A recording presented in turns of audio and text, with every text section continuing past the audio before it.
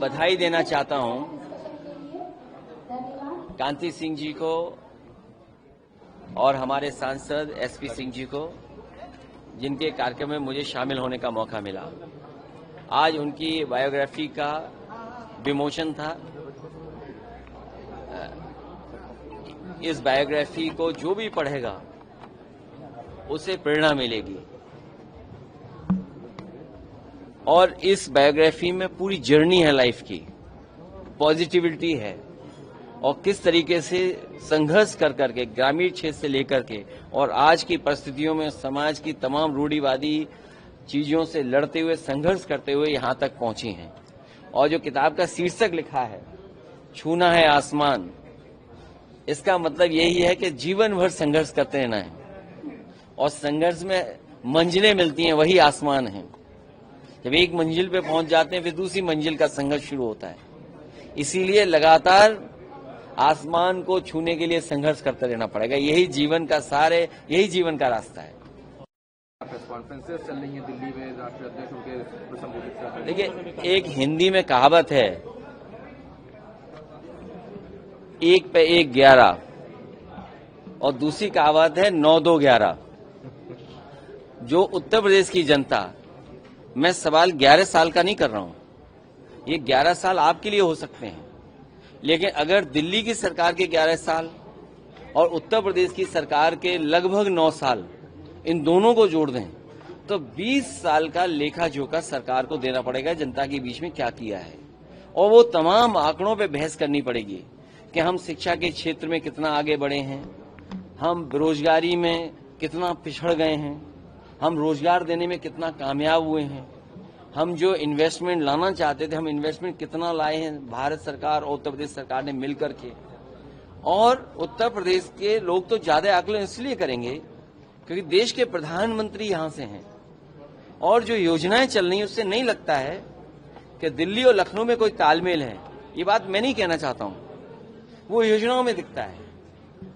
जो गांव गोद लिए जाते हैं और अगर लिए हुए गोद जो गांव हैं उनकी तस्वीर न बदले तो कहीं ना कहीं प्रश्न लगता है। और अगर प्रश्न लगाने का काम कोई कर रहा है तो वो उत्तर प्रदेश की सरकार है। अगर प्रधानमंत्री जी ने गोद लिया गांव और उस गांव की तस्वीर नहीं बदली तो प्रश्न लगता है उत्तर प्रदेश की सरकार पर। और यहां पर जितने लोग बैठे हैं बीजेपी में, एक दूसरे से सर टकरा रहे हैं, एक दूसरे के खिलाफ काम कर रहे हैं, खींचातानी कर रहे हैं। कौन सा विभाग है जिसमें खींचातानी न चल रही हो। और सोचिए 11 साल की यही उपलब्धि होगी कि आईएएस को अंडरग्राउंड होना पड़ रहा है, कमीशन को लेकर के झगड़ा हो रहा है, बंटवारे को लेकर के झगड़ा हो रहा है, आप पानी पीने का नहीं दे पा रहे शुद्ध, गांव में अभी भी कूड़ा गंदगी भरी पड़ी है, आप किसान के को फेस नहीं करना चाहते हैं, इसलिए आप एरियल सर्वे कर रहे हैं। फसलों का कोई एरियल सर्वे करता है? कोई आप रिमोट सेंसिंग के अधिकारी हैं? आप क्या? आप प्रदेश के सबसे बड़े मुखिया हैं, आपको किसान के सामने जाना चाहिए, फेस करना चाहिए किसान को। और खेतीबाड़ी कहां पहुंच गई, किसान को क्या लाभ पहुंचा है? तो ये तमाम सवाल हैं जो उपलब्धियां या नाकामी के उस पर आकलन जनता करेगी। मुख्यमंत्री जी आज दिल्ली गए हैं, लोग भी इन खबरों को खबर मत बनाइए। उत्तर प्रदेश में बड़े पैमाने पे बेरोजगारी है, बड़े पैमाने पे महंगाई है, लोगों को न्याय नहीं मिल रहा है। न्याय के कारण मांगते मांगते न्याय के लोगों को सल्फास खाना पड़ रहा है, थाने में जान जा रही है, पुलिस सड़क पे पिट रही है। और पुलिस जब सड़क पे पिट रही है तो पुलिस अन्याय कर रही है लोगों पर, झूठे मुकदमे दर्ज हो रहे हैं। हम तमाम ऐसे राजनीतिक नेताओं के नाम बता सकते हैं जिसमें सरकार के लोग झूठे मुकदमे लगा रहे हैं। सर, यूपी में कार्यवाहक डीजीपी कब मिलेगा उत्तर प्रदेश? स्थायी सरकार जब होगी तब और 2027 के बाद आपको बहुत स्थायी डीजीपी मिलेंगे। सर, आपने शिक्षा की बात की, पढ़ाई नहीं पूरी हो पा रही, उनको लिए पढ़ाई छोड़ना, आरटी के तहत एडमिशन भी नहीं मिल मैं रहा। दोनों लोगों को इसलिए भी बधाई दूंगा कि जहां समाज की सेवा कर रहे हैं वहीं शिक्षा के क्षेत्र में बहुत बड़ा बदलाव ये परिवार लेकर के आया है।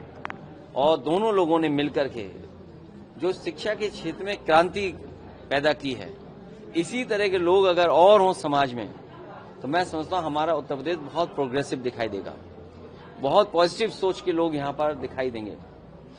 जहां तक सरकारी योजनाओं का सवाल है, ये सरकार रूढ़िवादी लोगों की है, इसीलिए शिक्षा के क्षेत्र में जितना ध्यान देना चाहिए नहीं दे रहे हैं, और इसीलिए शिक्षा महंगी कर रहे हैं, जिससे गरीब आदमी शिक्षित न हो पाए।